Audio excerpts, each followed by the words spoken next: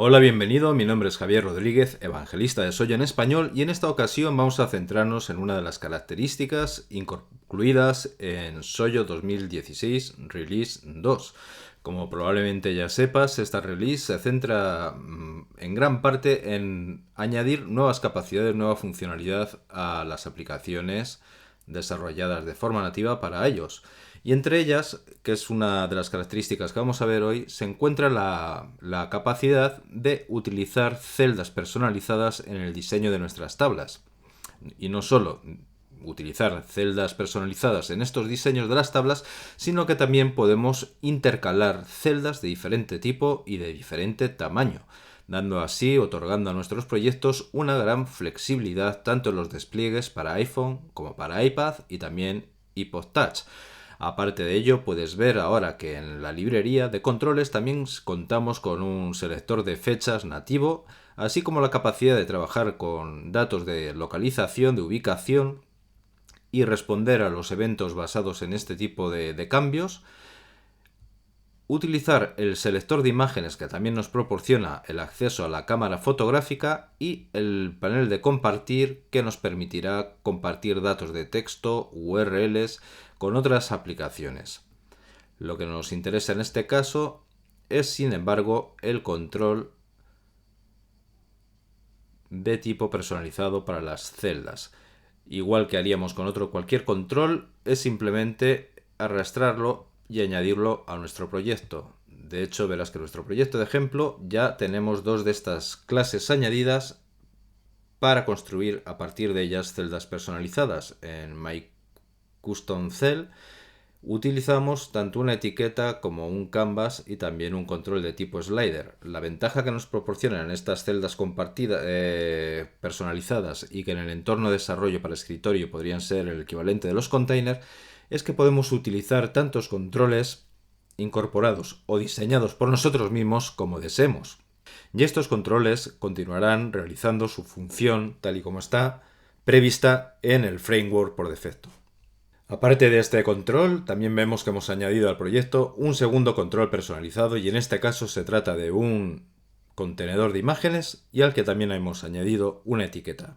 Veamos ahora cómo funciona la aplicación.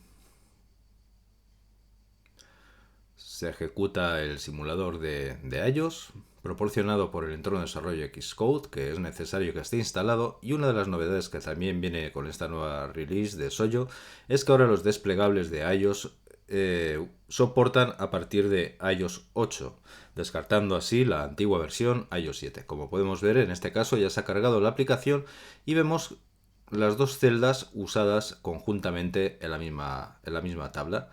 La primera y la segunda se corresponderían con un tipo de celda, la tercera con el segundo tipo personalizado, al igual que la cuarta, y vemos que las imágenes va cargando de forma aleatoria, igual que así también ocurre con los cuadrados de colores. De hecho, si damos al botón de recargar, vemos que van cambiando de forma aleatoria estos tipos de contenidos a lo largo de nuestra tabla, en la que utilizamos dos tipos de celdas personalizadas. Y como puedes observar también, lo que son los controles añadidos a cada una de estas celdas personalizadas mantienen por completo su funcionalidad. De hecho, podemos variarlas viendo así que cada una de ellas mantiene su propio manejo, su propio uso. Y cuando volvemos al código podemos comprobar cómo funciona. Ya hemos visto lo sencillo que resulta crear estas celdas personalizadas, para lo cual una de ellas utiliza un elemento personalizado de Canvas que cambia de color utilizando en el evento Paint, pues el relleno de color personalizado. Y aquí lo que nos interesa es lo siguiente: si consultamos nuestra vista, vemos que dentro de la tabla, en el evento Open, creamos un nuevo data source. Es decir, en este caso no introducimos manualmente o mediante programación no añadimos una a una las filas que ha de dibujar la tabla, sino que tal y como vimos en otro tutorial previo sobre iOS, utilizamos el data source. En este caso es la propia tabla. Cuando quiera dibujar cada una de las celdas, consultará al objeto asignado como data source que le devuelva los datos correspondientes a la celda que necesita.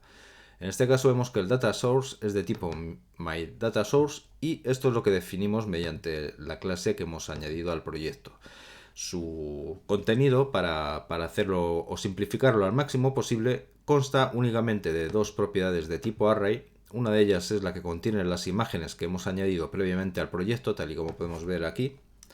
Estas serían las imágenes que posteriormente se mostrarán de forma aleatoria y que se cargarán en el array de nuestra clase, nuestro objeto dedicado a hacer las tareas de fuente de datos en imágenes. Y el segundo es un array de texto que se corresponde con los meses y cuyo segundo parámetro, separado por una coma, nos indicará posteriormente si queremos utilizar un tipo de dato de celda personalizado u otro.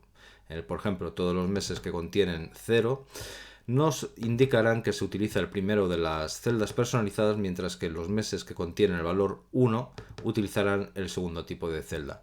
Aquí podemos ver en el constructor que se alimentan dichos array para la fuente de datos, y lo que sí que es muy importante, si consultamos el inspector y vemos las interfaces, es que nuestra clase ha de implementar la interface iOS Table Data Source. De este modo, cuando seleccionamos este tipo de interfaz, Soyo nos añadirá los métodos necesarios para satisfacer el contrato que hemos adquirido con dicha interfaz. Por tanto, hemos de devolver el número, la cantidad de filas correspondiente a los datos, y que en este caso es tan sencillo como devolver lo que es el amount o lo que es el límite, el contador total de datos almacenados en el array principal.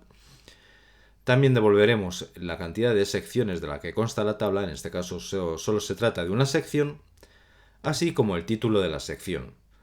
Estos métodos serán llamados o son llamados por la tabla de forma que el objeto que hace de fuente de datos tiene un papel pasivo. Y el método más importante quizás sea el rowData, que es el que se llama a la tabla cada vez que requiere los datos para cada una de las celdas. Y aquí es donde vemos que inicialmente tomamos en la variable s el valor correspondiente a nuestra base, a nuestra array, correspondiente a la fila que reclama, que solicita la tabla. Luego simplemente creamos un nuevo array separado por comas para dejar como el primero de los valores el nombre del mes y el segundo de los valores el 0 o 1, que indicará el tipo de celda que queremos utilizar. Esto es, si se utiliza el 0, aquí es donde tomamos la celda, como ves, de tipo iOS Table Cell Data, y que para obtener su valor tenemos que llamar al método create custom cell del propio elemento tabla que se nos pasa como primero de los parámetros, y utilizamos el getTypoInfo para obtener a partir de los datos de introspección cuál de las celdas personalizadas queremos utilizar. Vemos que en este caso utilizaremos myCustomCell, que es una de las dos que hemos definido. De hecho, se trata de la primera de ellas, que contiene tanto la etiqueta como el cuadro de color, tal y como podemos ver en el proyecto. Sería esta. Volviendo al método de data, aquí lo que hacemos es posteriormente definir una variable que se corresponda con ese tipo, el myCustomCell.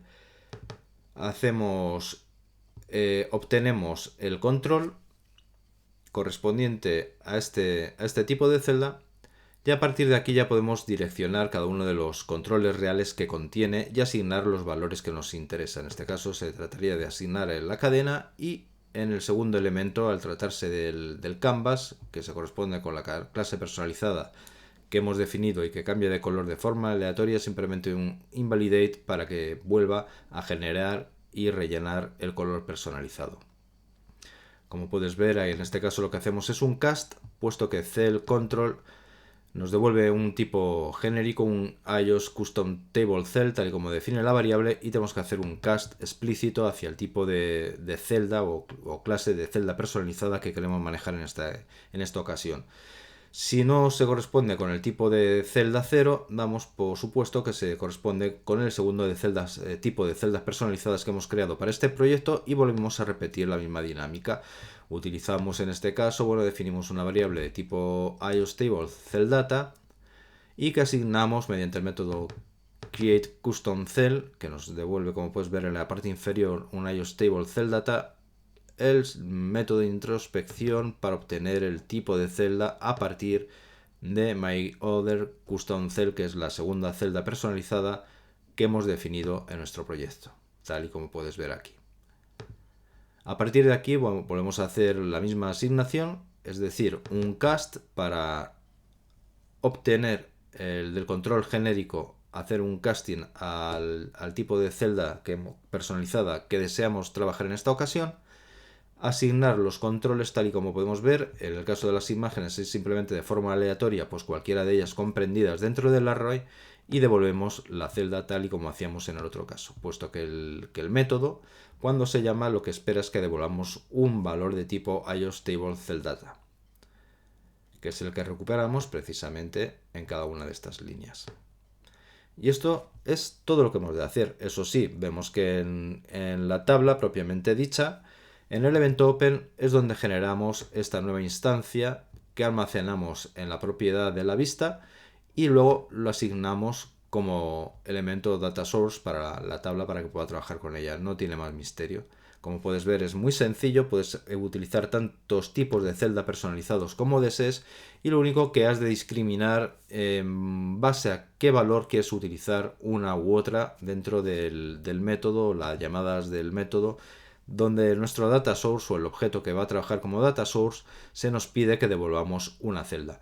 Una de las ventajas que tiene es que estas celdas son reutilizables, por lo que nos hemos de asegurar que actualizamos en cada una de ellas los valores de cada uno de los controles que estén empleados en las celdas. De lo contrario, podría darse el caso de que todas las celdas mostrasen el valor por omisión o el último valor actualizado. Esto es algo que hemos de tener en cuenta y que podemos ver simplemente reflejado, por ejemplo, en el caso de estas dos celdas. Si yo manejo aquí, cambio el controlador del slider para ponerle este valor, cuando posteriormente la tabla ha de dibujar las siguientes celdas donde se utilice este slider, verás que se ha utilizado el último valor asignado, puesto que no es uno de los valores que nosotros estemos cambiando por omisión. Para verlo de nuevo, variamos el valor, lo ponemos aquí en el slider y vemos que la próxima celda que vuelva a utilizar este valor, si ha de tomar este cambio, si ha de redibujarlo, va a utilizar el valor por defecto, el último valor que hayamos empleado, como es este caso.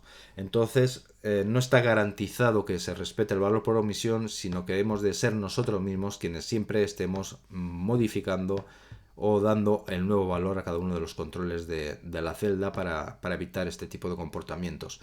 Y luego, simplemente para comprobar que los controles están vivos y responden tal y como lo harían si no formasen parte de una celda personalizada, en la jerarquía de vistas, podemos añadir en este caso a este control de myCustomCell dentro del slider que tenemos el código comentado.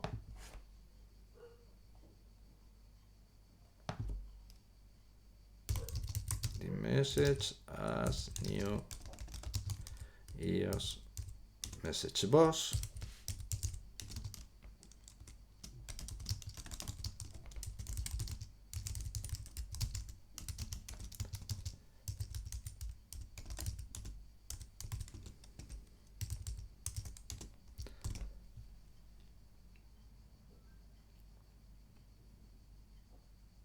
Volvemos a ejecutar la aplicación y vemos que en este caso reacciona el control y nos muestra el valor que se ha modificado. Entonces, como hemos visto en este tutorial, el uso de las celdas personalizadas en las tablas no se limita al uso de una única celda personalizada, sino que podemos implementar y utilizar tantos tipos de celdas personalizadas como deseemos, como necesitemos. Sin duda es una gran aportación a esta nueva release de Soyo para iOS y también el resto de releases o licencias que también soporta el despliegue para iOS, como puede ser Soyo Pro y Soyo Enterprise. Como de costumbre, espero que te haya gustado. Ya sabes que puedes encontrar más información, más tutoriales, tanto en aprendesoyo.com como también a través de nuestro canal de Twitter, en el canal del foro de Soyo en español y también en la página en español de Facebook. Como de costumbre, espero tus recomendaciones y también tus sugerencias.